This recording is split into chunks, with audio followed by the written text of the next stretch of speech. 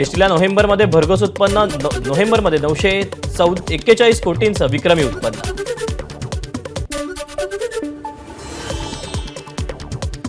कर्तव्यावर असताना पोलीस कर्मचाऱ्याची आत्महत्या, गोंदिया इथली घटना.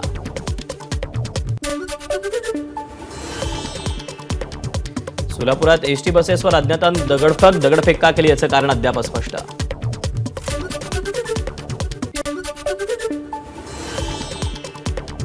सांगलीच्या वाळवामध्ये रिव्हर्स रिक्षांचा थरार, रेणुका माता यात्रेनिमित्त रिक्षांच्या स्पर्धेचं आयोजन.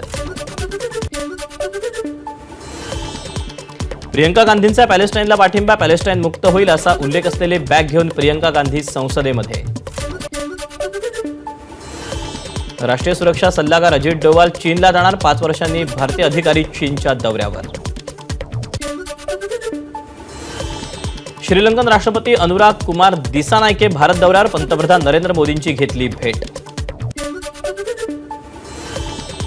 ब्रिस्बेन कसोटीत तिसऱ्या दिवशी कांगारूंची पकड आणखी मजबूत, पावसाच्या व्यत्ययानंतरही भारताची 4-51 अशी स्थिती.